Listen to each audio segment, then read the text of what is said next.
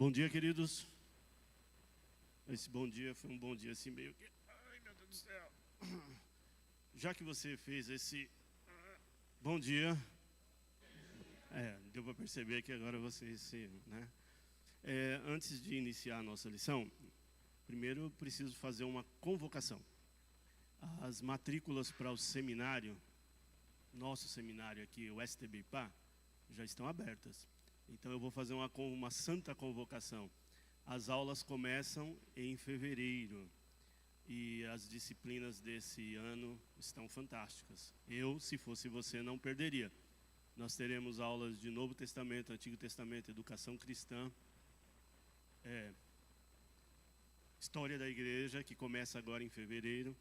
Então, assim, se você deseja aprofundar o seu conhecimento nas Escrituras, na história, conhecer um pouquinho mais de forma profunda e, de repente, né, quem sabe, se assim aprouver a Deus, também está aqui lecionando na classe dos adultos, faça sua matrícula, converse com a professora Roseli, aproveite, nós estamos no finalzinho, já acabou o ano, né? Hoje é o último dia, você não vai pensar nisso, mas amanhã, dia 1º também você não vai pensar nisso, mas no dia 2, não se esqueça de ligar aqui para o seminário e fazer a sua matrícula. Você tem até fevereiro.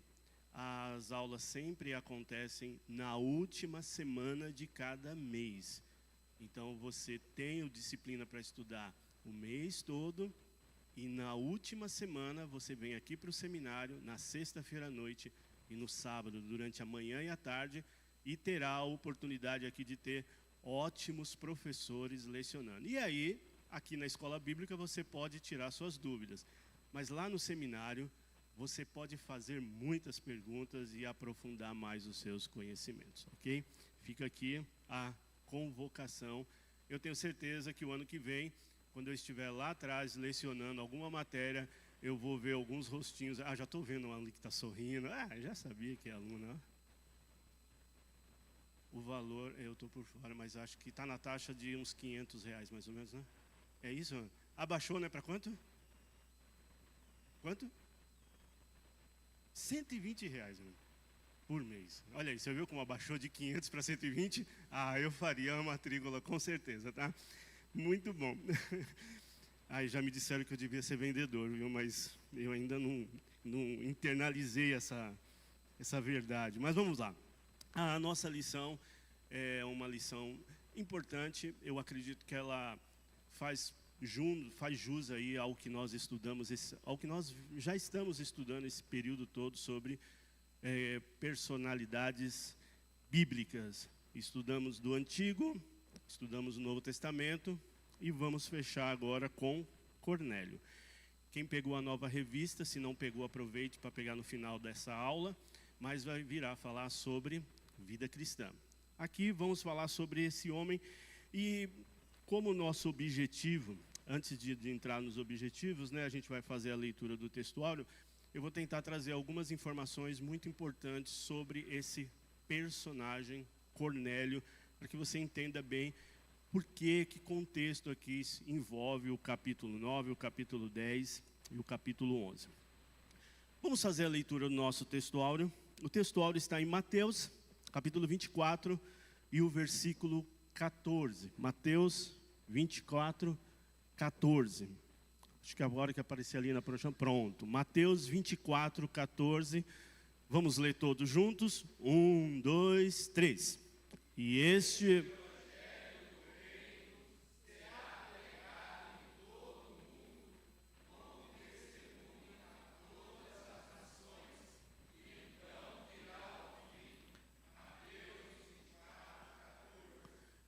Como o pastor Eliezer falou na semana passada, fazendo algumas perguntas a nós que estávamos sentados aí como alunos, esse é um dos textos que nós não podemos também nos esquecer. Uma passagem um texto muito importante, porque ele fala da nossa missão. Se você não tem definido a sua missão, então você pode abraçar essa primeira. Coloque aí no teu pacote de...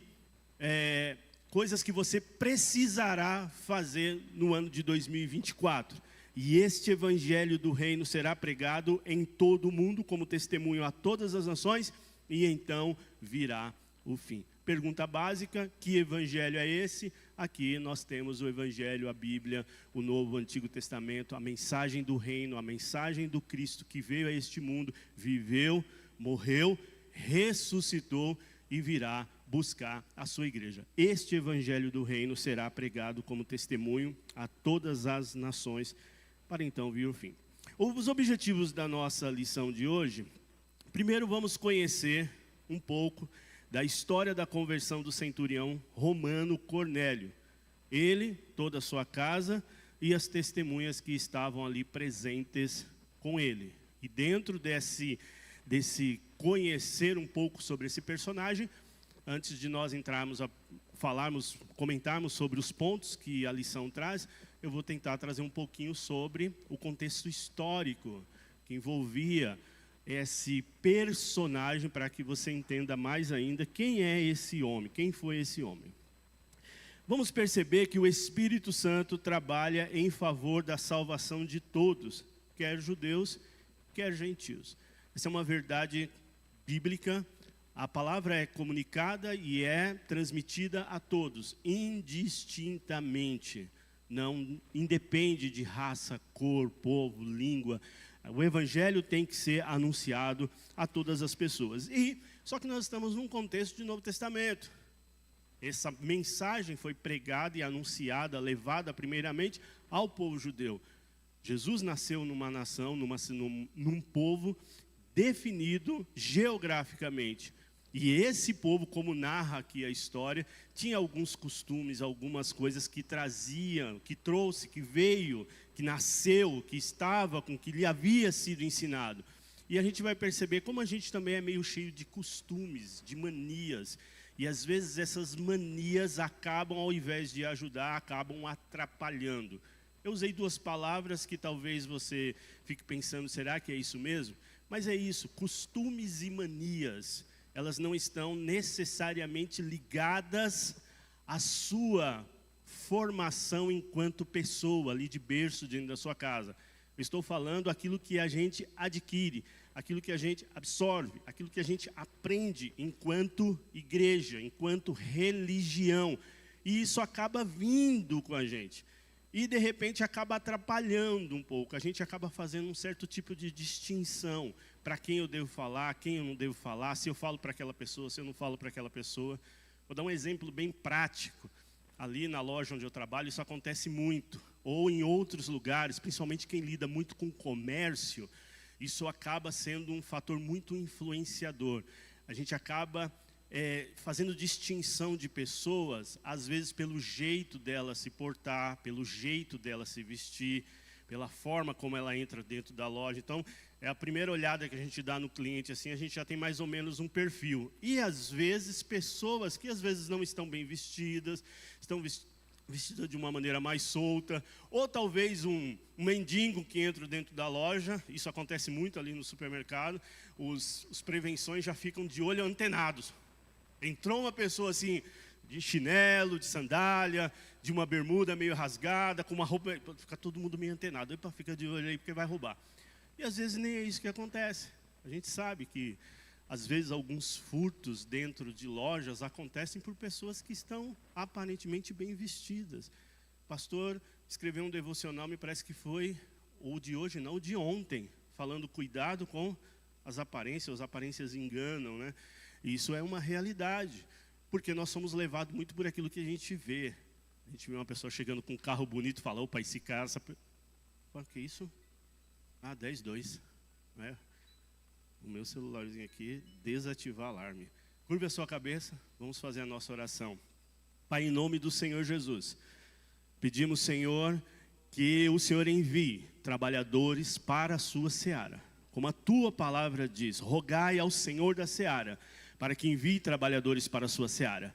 E como a palavra e a lição de hoje nos traz, da importância de Pedro estar com os seus ouvidos, com os seus olhos, com a sua mente, e o coração também em abertura à ação do teu Espírito Santo, para levar a tua palavra a um outro povo, a uma outra nacionalidade, a uma outra cultura. Senhor, prepara também corações aqui dentro para que levem a tua palavra a outras pessoas e colham os frutos que estão brancos para as ceifas, ó Pai. Abençoe também esses que estão no campo.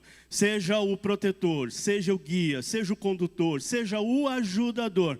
Prepare, Senhor, corações aptos e prontos para a grande colheita. Em nome de Jesus te pedimos. Amém e amém. Então a gente precisa tomar bastante. Isso é um exemplo. As aparências às vezes enganam. E como a gente não vai fazer distinções de aparência, quando você encontrar com uma pessoa indistintamente, não importa como ela esteja, não importa de que maneira ela esteja, leve a palavra do Senhor Jesus. E a lição de hoje tenta resgatar isso.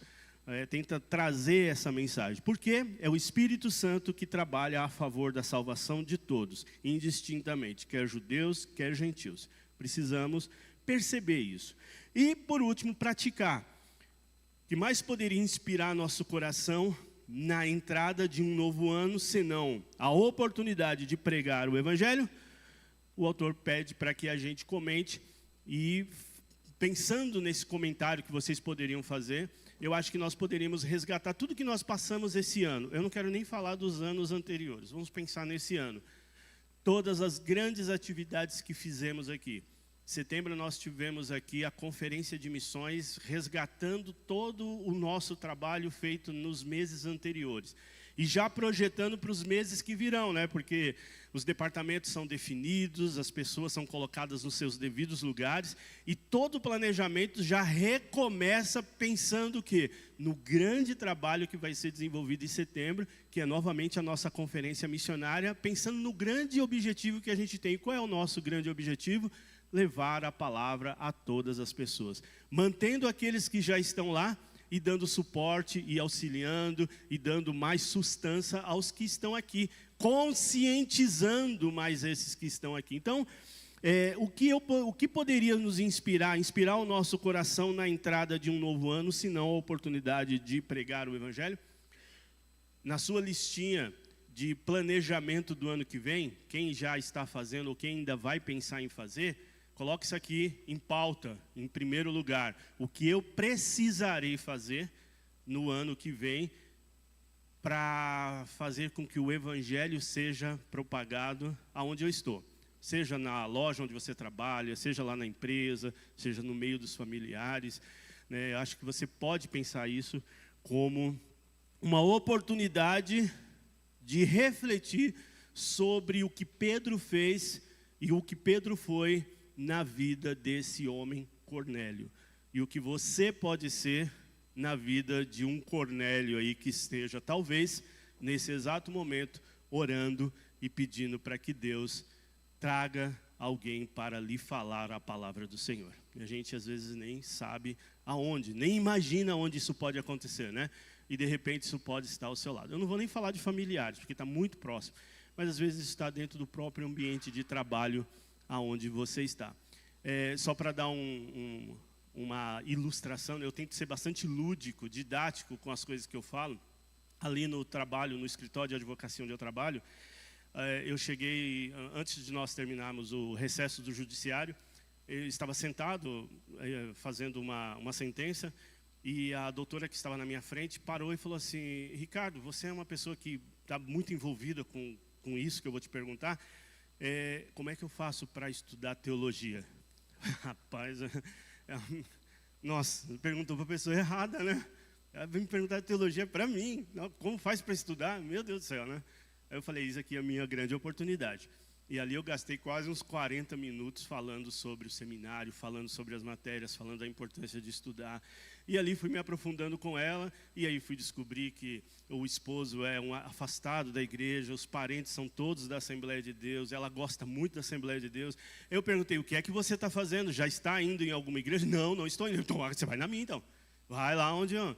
Aí já aproveitei, e já fiz um gancho para ela estar aqui no nosso, que era para estar na festa de comemoração de Natal, na semana passada.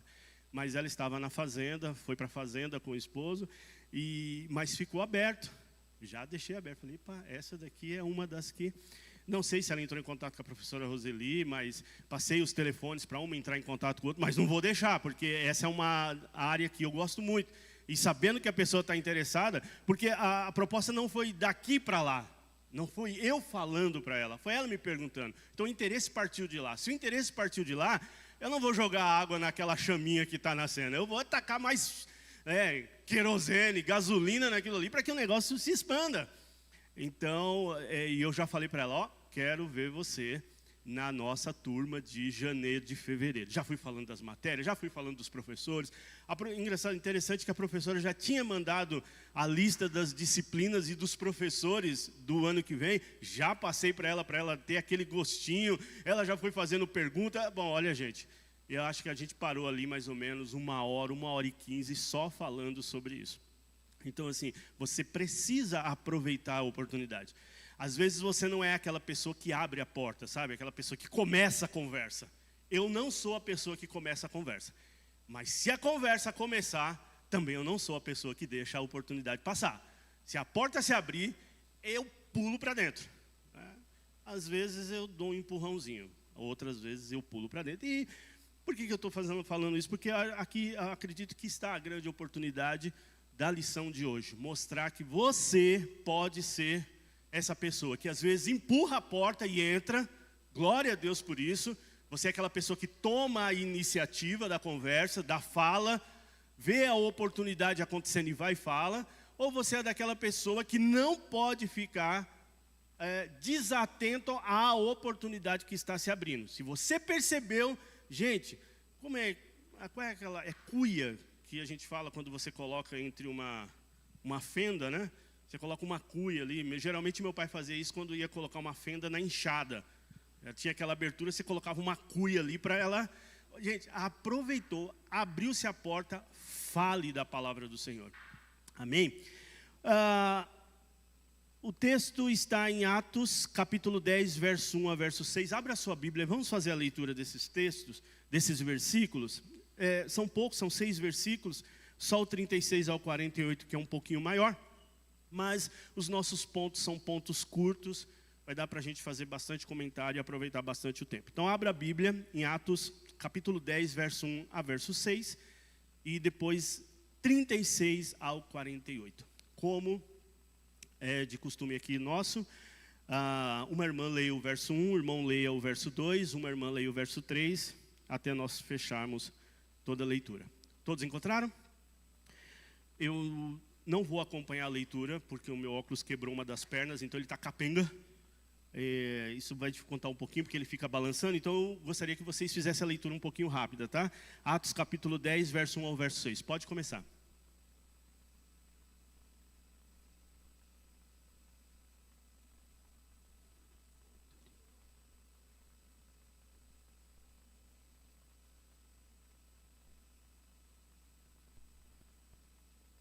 Dois.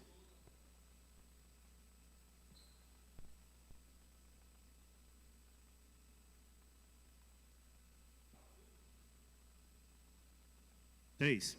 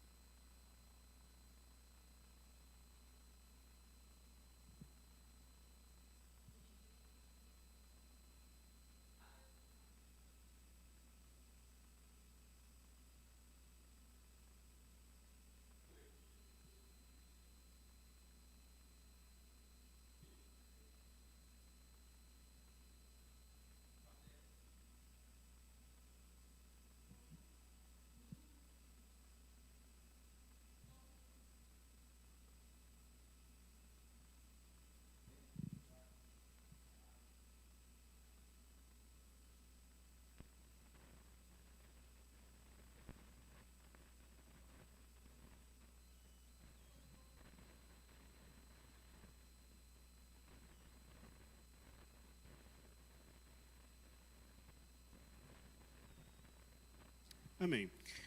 O capítulo 10, ele está dividido em 4 grandes narrativas.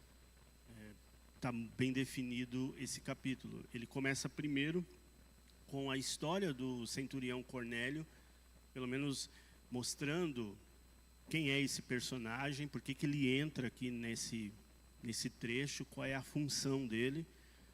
Depois, lá do verso 9 para frente, você vai ter um fato que acontece com Pedro, porque ele vai ter essa visão desse lençol que desce com diversos animais que ele vai considerar aqui, ele vai dizer que aquilo são animais impuros, então ali ele vai ter vou dizer assim, um encontro entre aquilo que ele havia aprendido e o que é que ele precisa fazer. Mesmo tendo caminhado com Jesus e aprendido com Jesus, Pedro ainda vai precisa ter algumas mudanças. Essa parte é interessante porque mostra como é a nossa caminhada. Você não é um pacote definido e pronto. Ergueu suas mãos, veio à frente, recebeu, fez a confissão de fé, foi para o batismo, e saiu das águas, e agora pronto, nova criatura sou, beleza. Não é bem assim. A gente percebe que existem muitas coisas que vão também sendo mudadas e transformadas no caminho. Por isso que você está no caminho, você tem esses processos de mudança. E Pedro é uma dessas grandes personalidades que vai mostrar que isso é real. Seguindo a narrativa, Pedro agora está na casa de Cornélio. Então você tem o primeiro Cornélio, que acontece, a visão que ele tem, a oração que ele está fazendo, o que o anjo fala para ele, né? As suas orações foram recebidas, as suas esmolas. A tradução, apesar de eu estar usando a NVI, é uma tradução um pouco... ela deixa a desejar essa expressão esmola, porque para nós hoje, contextualizando esmola, dá um sentido assim de você dar aquilo que não é... Você está dando uma esmola, hoje nem se faz isso, né? Ou se faz de forma muito... nem se usa. Você dá uma gorjeta, dá alguma coisa para uma pessoa, mas uma esmola é uma palavra assim um pouco está em desuso. E desuso no sentido assim, ela tem uma tonalidade meio de um senso pejorativo, mas é a expressão da tradução do autor. Então, nas orações, as suas esmolas, aquilo que ele fazia, as doações que ele fazia, as ofertas que ele fazia, o anjo diz que subiram como memorial à presença do Senhor e elas seriam respondidas. E enquanto isso está acontecendo aqui, Deus está movendo o coração de Pedro. E lá do capítulo do verso 23 em diante, 24, vai mostrar Pedro na casa de Cornélio e todo o processo do que vai acontecer. O que é que a gente precisa fazer. Eu acredito que esse capítulo 10 é um excelente capítulo para você estudar, e no sentido de entender o que é que você precisa dizer para uma pessoa. Por que eu falo isso? Porque muitas vezes quando você está conversando com alguém e tentando falar do evangelho para essa pessoa, automaticamente o que você recebe dessa pessoa são, às vezes, reclamações, às vezes são problemas que essa pessoa está passando. É uma série de circunstâncias que a gente vai tentar resolver. A gente tem essa característica, e eu vou mudar a gente, eu vou me colocar na berlinda, eu às vezes vou tentar resolver o problema. E tentar dar uma palavra para aquela pessoa. Principalmente nós, agora que estamos numa caminhada de algum tempo, a gente acredita que tem pratos prontos, respostas definidas para alguns problemas. Na verdade, a gente tem, pela experiência. A experiência conta, eu já passei por esse caminho, eu sei como é que as pedras funcionam ali. Eu sei como o rio faz a curva. Legal. Mas quem age na vida da pessoa é o Espírito. E o interessante é que o autor aqui, o Lucas, quando ele vai descrever a história, você percebe que está todo centrado na dificuldade de Cornélio. Qual era a maior dificuldade dele, ou o que é que ele queria saber, ou o que é que precisava acontecer. A Bíblia já vai definir quem era esse homem. Era um homem piedoso, era um homem que fazia isso, fazia aquilo outro. Parece que ele já tem tudo pronto. Parece que já tem tudo à disposição dele. O que é que falta a esse homem? E na sequência dos versos, Pedro vai detectar, pelo menos o autor vai dizer, e nós lemos que eles não haviam recebido o Espírito Santo. Porque Pedro fica impactado quando eles são batizados e fala, epa, se os gentios foram batizados, que a gente... Parece que era um fator que determinava como é que esses homens, o que precisava para abrir a mente deles, o que precisava acontecer para que eles tivessem a plena convicção de que o Evangelho deveria, ou pelo menos a palavra do Cristo ressurreto, deveria ser comunicado a outros povos. O que é que você precisa, então, identificar aqui? Que culturas são fatores determinantes. Mas isso é muito real. Talvez eu vá chover no molhado, mas legal, vamos molhar um pouquinho mais. Todas as conferências missionárias que já aconteceram aqui na igreja, que chegaram na casa das 20, é isso? Umas 20 conferências, sempre vai nos mostrar, pelo menos eu não peguei todas, né? E nem a última também. Mas todas as que eu, pelo menos todo o contexto da igreja, tudo que a gente vai aprender quando vem missionários aqui é falar sobre culturas. As diferenças de culturas, como é que você entra numa cultura, como é que você transita dentro de um povo com uma linguagem diferente, com um costume diferente, com um pensamento diferente. O que é que o Evangelho precisa e faz quando ele entra nessa cultura? E é o que nós estamos vendo aqui. Apesar de não ser uma cultura distante da de Pedro, está muito próxima a ele, ambos conheciam, e tudo leva a acreditar, os estudiosos pensando sobre esse personagem Cornélio aqui. Cornélio, segundo o autor, no primeiro ponto da revista, ele vai falar que Cornélio ele possuía uma alta patente. Ele era um centurião, e na cidade de Cesareia, onde esse centurião está alocado, ali havia aproximadamente de 1 a 5 guarnições, e essas guarnições de centuriões eram comandantes que estavam na guarda de 80 a 100 soldados. Então havia ali, é como se fosse uma cidade, era uma cidade importante. Hoje ainda em Israel, depois de Jerusalém, Cesareia Marítima é a cidade mais visitada depois de Jerusalém, porque ela ainda existe. Então era uma cidade portuária muito visitada. Era uma cidade onde o alto comando estava. Então, por ter ali o alto comando, havia uma alta guarnição de soldados. E você percebe que o autor dá bastante pistas, né? Ele fala assim, a guarda italiana. Acredita-se que ali, essa patente que Cornélio comandou ou comandava, eram de soldados da patente de verdade da Itália, que estavam ali, porque eram pessoas que vinham de fora para fazer a proteção daquele alto comando que estava ali. Então Cornélio não era qualquer personagem, era um personagem importante. A segunda narrativa histórica que você precisa também conhecer é que Cornélio possivelmente já estava aposentado por um fator. Lucas vai dizer que a casa de Cornélio, e o autor da revista fala sobre a família de Cornélio, os soldados e esse alto comando de centuriões geralmente não eram casados enquanto eles estavam em exercício. Na época, ser soldado era muito importante. É como se todo mundo quisesse ser soldado. Por quê? Porque tinham vantagens. Havia proteção. Quando chegava a aposentadoria, eles tinham uma substância, né, um residual de valor que protegia o restante da vida deles. Então, entrar para o exército era muito importante. A maioria dos homens entravam para o exército, só que entravam e não eram casados. Por que não eram casados? Porque justamente questão de família. Além de ter que subsidiar o soldado, ainda teria que subsidiar, se acontecesse alguma coisa, a família. A grande quantidade de soldados que estavam ali em Cesareia Marítima reflete um pouco que aquele período era um período de paz. Não havia muitas guerras. Já que não havia guerra, os soldados não estavam em guerra, então não havia muitas mortes, não tinha muitas perdas, muitas percas. E Cornélio, segundo o que eu pude pesquisar e aprofundei um pouco mais essa semana, Cornélio já estava aposentado. Bom, já com a aposentadoria, eles se aposentavam aí aproximadamente na casa dos 35, não muito aos 40 anos. Então, entre os 32 aos 35 anos já estavam aposentados. E por essa razão, o texto vai levar a mão que possivelmente, por estar aposentado, ele então já possuía uma família.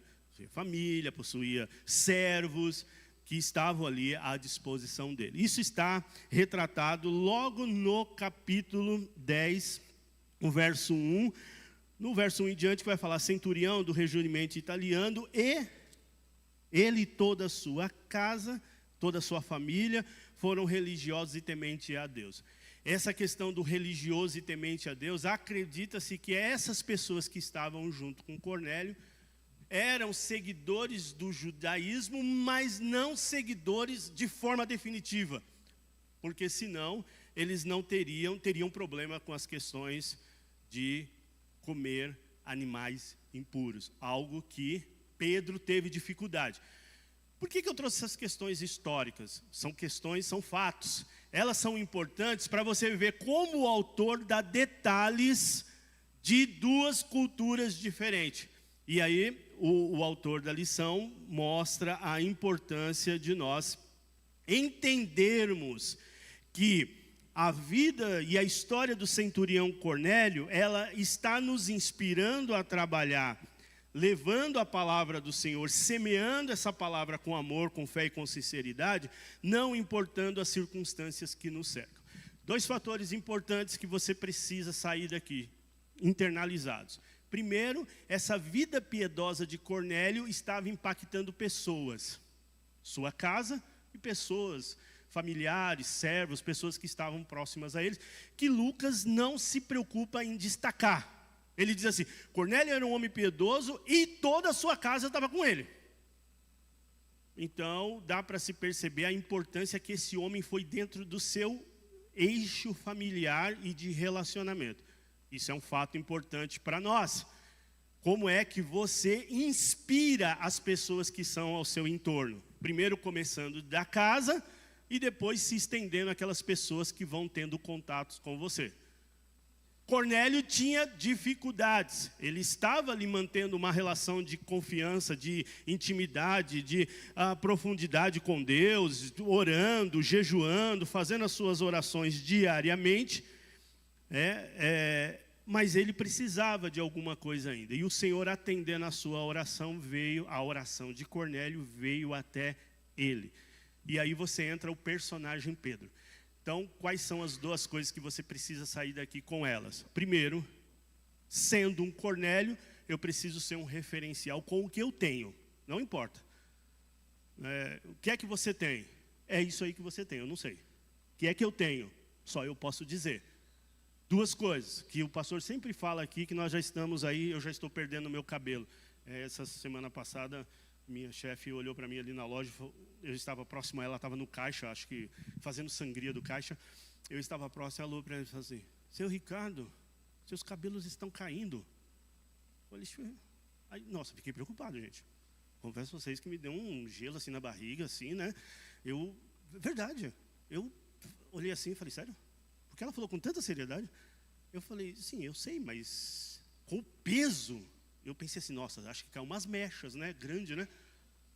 Aí eu falei, não, você está de brincadeira. Aí tem um espelho lá da loja, que não é espelho, mas eu uso como espelho. Eu cheguei assim na frente do espelho, assim, olhei, peguei meu pentinho e voltei para ela, você está de gozação, não está caindo não, né?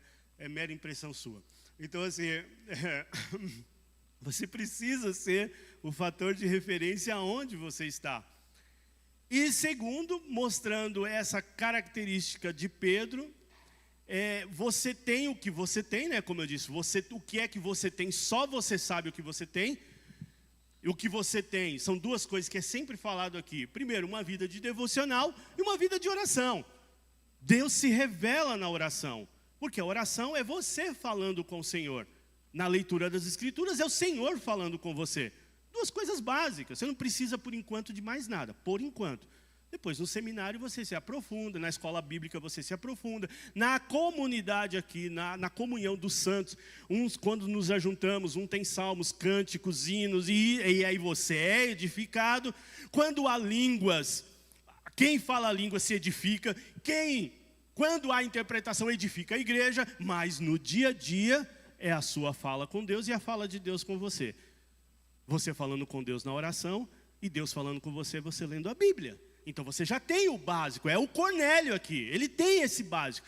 E isso de Deus falar com Cornélio e de Cornélio falar com o Senhor na oração, naquilo que ele fazia, Deus fala assim, chegou o momento, entra o segundo personagem que é Pedro, que é o autor nos mostrando aqui agora, esse prosélito temente a Deus no ponto 1, busca a Deus.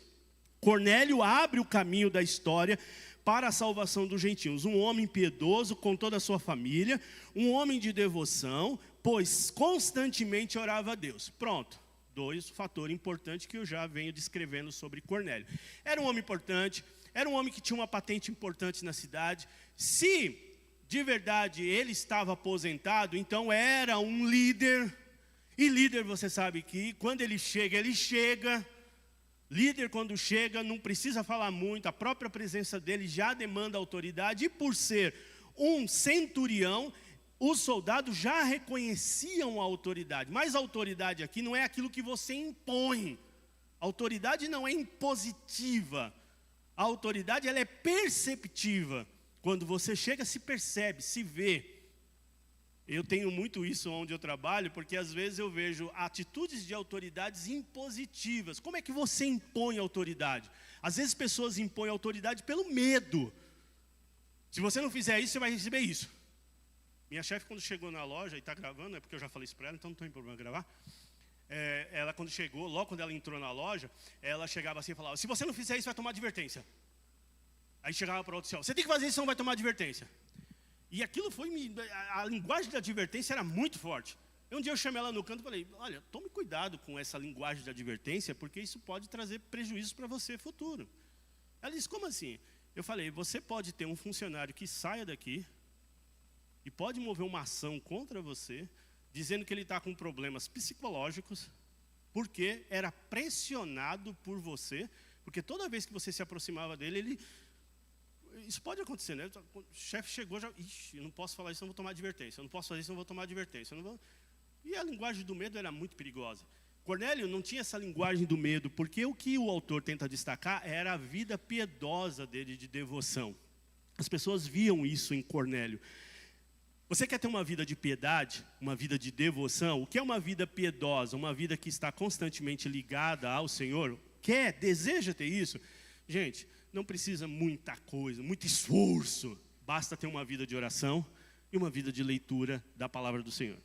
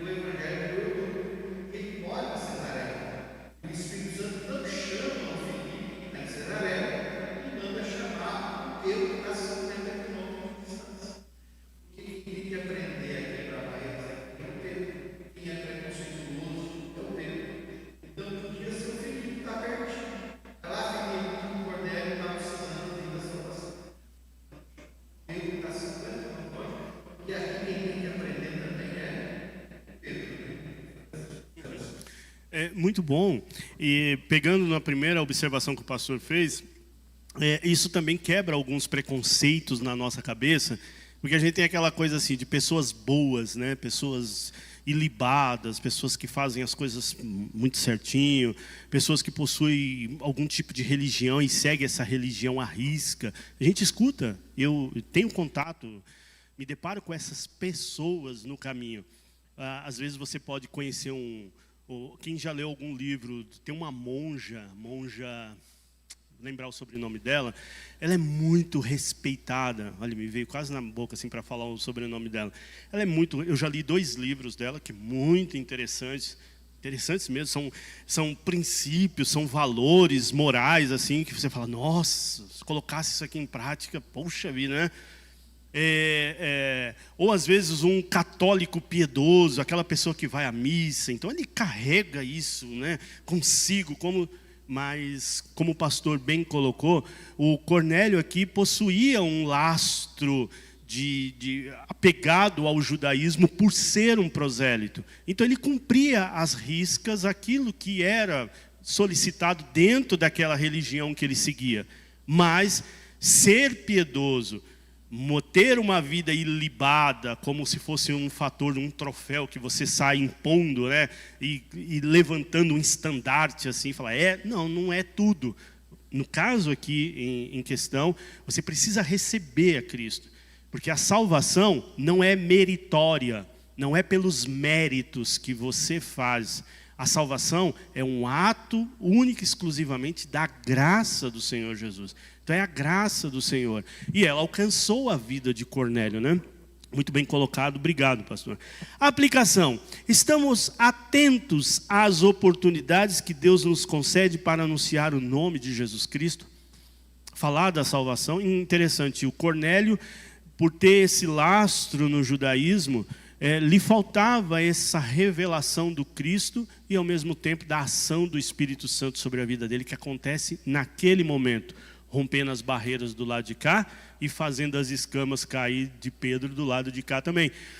Então Deus sabe o que faz. E você, aonde é que eu e você entra nessa história? Entra no estar atento e pronto a ouvir a voz do Senhor. E como é que você ouve a voz do Senhor? Numa vida de oração, numa vida de leitura das Escrituras, e pronto, eis-me aqui. Filipe é aquela pessoa que se levanta, desce, aproxima-se da carruagem e leva o evangelho ao etíope, ao eunuco. E Pedro é aquele homem que está distante da cidade de Cesaré, vai até aquele local e também tem um encontro rompendo ainda barreiras que haviam dentro dele. Isso mostra que coisas vão acontecer com você na hora que você estiver levando a palavra a determinadas pessoas. A pessoas indistintamente. Pode ter certeza disso. Você está pronto? As oportunidades que Deus está te concedendo?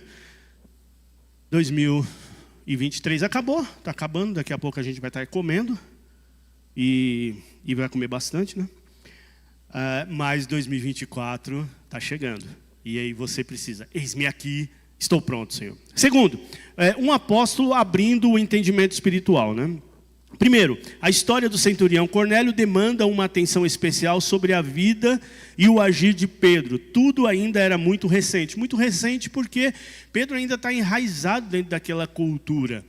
E muitas coisas estavam por acontecer.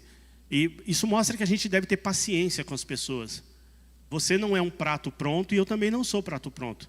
Talvez eu esteja uns degraus mais à frente do que você, ou você esteja uns degraus mais à frente do que eu. Passou algumas coisas na vida cristã que lhe dão uma certa autoridade, mas você ainda tem coisas para serem tratadas na sua vida, como eu tenho na minha. Isso significa que nós não somos pratos prontos. Você precisa ter paciência com as pessoas. E Pedro, por ser um apóstolo que tinha andado com Jesus, caminhado com Cristo, ainda vivia coisas recentes do judaísmo, enraizadas na cabeça dele, que precisavam ser mudadas.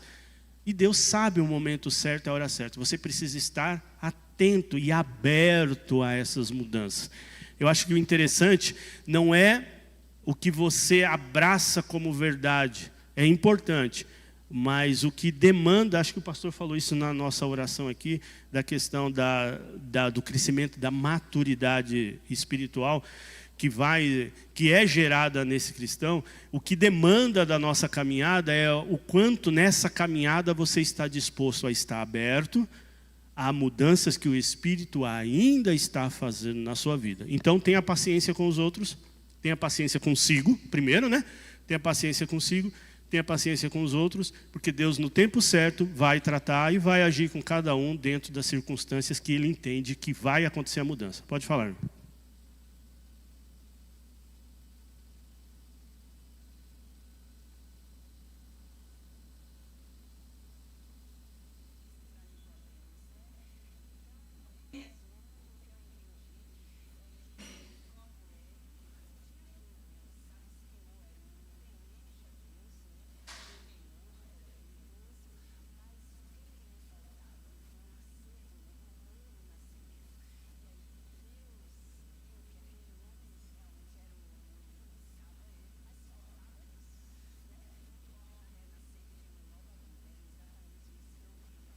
Sim.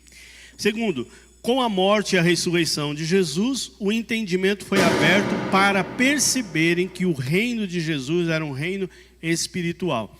E pegando o ganchinho que a irmã falou, está justamente aqui essa vida e esse entendimento que Cornélio tem do reino de Deus, daquilo que estava ligado à vida piedosa que ele estava seguindo, porque tudo está ligado. Pessoas que seguem uma vida religiosa, elas ligam isso a alguma coisa, nada está solto.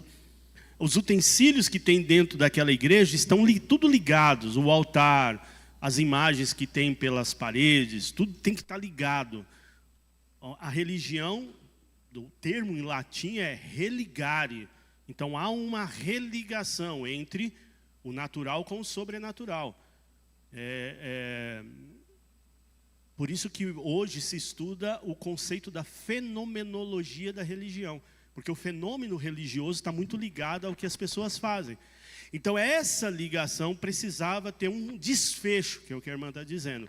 Ele está caminhando ali, só que o reino do Cristo ressurreto precisava ligar as pontas, e é o que acontece. Pedro, porém, era judeu e ainda estava muito preso à sua cultura e à sua tradição, como eu disse, como o pastor ressaltou, e precisava haver uma mudança. Então esteja aberto a mudanças na sua vida. A igreja é um ambiente comunitário onde você precisa entender que você precisa mudar, e você, bom, eu já entendi, pronto. Legal, para onde eu vou? Vem para cá. Vem para cá. Quando alguém descobre que está com alguma coisa, vai para onde? Vai para o hospital, vai para uma faculdade, vai se preparar, vai se tratar. Opa, preciso de mudança. Aonde? É aqui nesse espaço. E aqui nesse espaço Deus está falando direto. Todo dia Deus fala, através da leitura, através da oração, através da pregação, da anúncio, Deus está falando. E Ele está mostrando. E você vai estando aberto a essa mudança. Na aplicação, algo ou alguma coisa tem nos impedido de pregar o Evangelho? Eu não posso te dar essa resposta. Você precisa saber o que é que tem lhe impedido de pregar o Evangelho. No caso de Pedro aqui, do verso 40 em diante, né, que 30 em diante, 36 em diante, vai mostrar o que Pedro está falando. Pedro está falando sobre o Cristo, está mostrando sobre o Cristo, essa transformação que o Cristo traz. E no seu caso, é o Cristo, a transformação que o Cristo faz. Pode falar.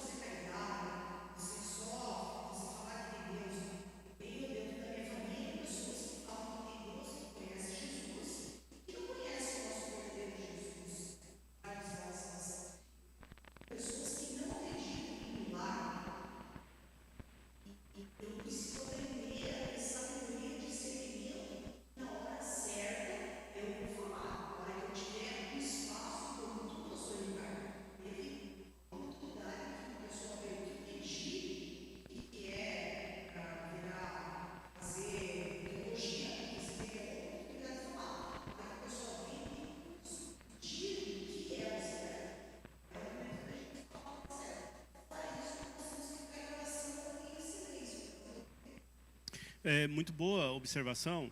É interessante essa vivência nossa na sociedade como um todo. É muito importante essa convivência, porque a gente sabe as coisas que estão acontecendo lá fora e como as pessoas pensam.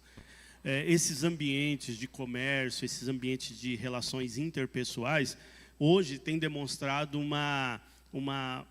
um pensamento muito diversificado sobre religião, sobre Deus, sobre Jesus, sobre etc.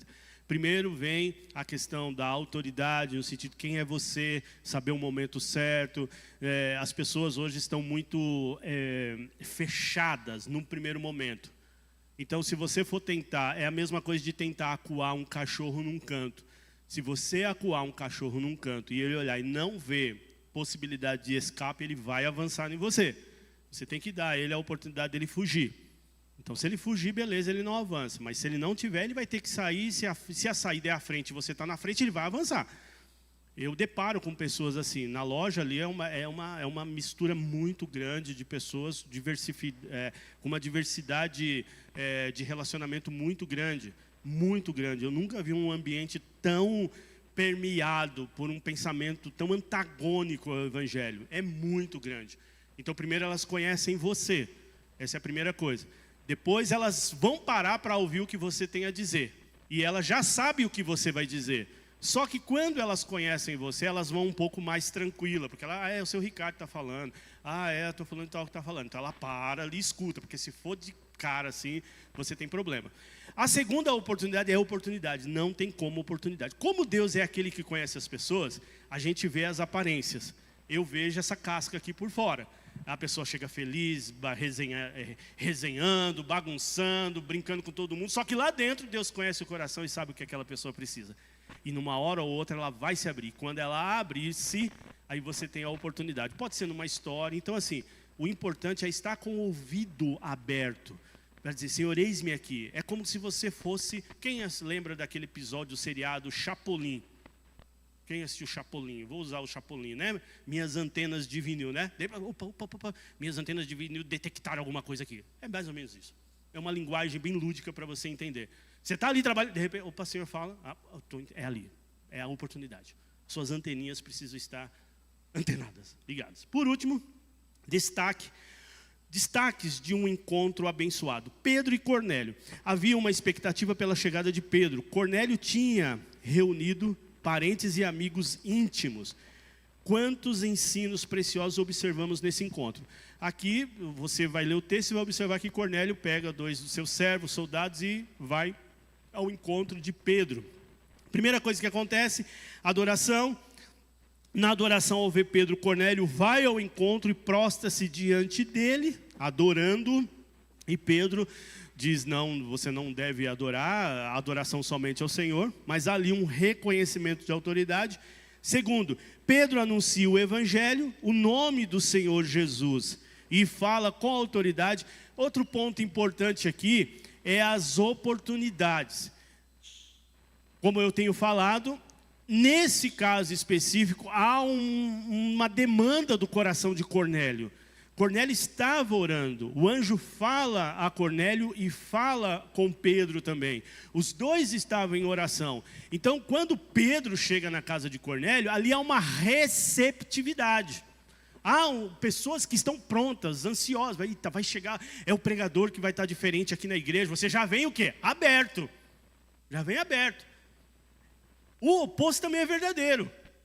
Quando você sabe que alguém lá de tal lugar vai chegar, vamos pegar lá na empresa, quem vai dar a palestra, falando tal, você fala, ixi, o coração faz assim, ó, fechou. Gente, coração fechado, você não escuta aqui, não escuta lá, não escuta em lugar nenhum. Um coração fechado num relacionamento conjugal, não tem diálogo entre marido e mulher, porque o coração está fechado. Um coração fechado num diálogo entre pai e filho, ambos não se escutam, porque o pai está falando, o filho está com o coração fechado. O filho está falando, o pai está com o coração fechado. Um coração fechado num ambiente de adoração, o Senhor está falando, você está com o coração fechado. O pastor está falando, você está com o coração fechado. Porque é fulano e tal que está falando, estou com o coração fechado. Então isso atinge a todas as nossas esferas de atuação. Coração aberto, receptividade. Cornélio estava receptivo. Olha aqui, ó. O evangelho é falado, o agir do Espírito Santo acontece e, por fim, aquelas pessoas, Cornélio, são batizados. Adoração, anúncio do evangelho, agir poderoso do Espírito Santo na vida daquelas pessoas por intermédio de Pedro e, por fim, Cornélio sendo batizado e professando, fazendo a sua profissão pública daquilo que ele havia recebido. Eu acredito no Cristo ressurreto. Finalizando, na aplicação, quando estamos em sintonia com Deus e o Espírito Santo age, podemos ver os milagres da salvação acontecendo. Você crê? Você já presenciou algo semelhante? 2 perguntas que precisa partir daí para fora, para as pessoas que vão ter contato com você. Então, que a vida de Cornélio e a vida de Pedro sejam aqui um referencial para a sua caminhada.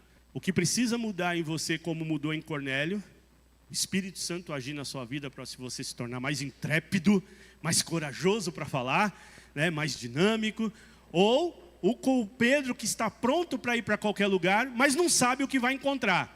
Aí o Senhor já fala, já vou mostrar para você que vai encontrar. Não vou comer isso aí, quem é você para não comer? O que eu purifiquei e tal, vai lá e faça o que tem que fazer.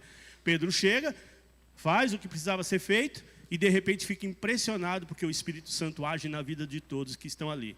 Sai Cornélio transformado e Pedro transformado.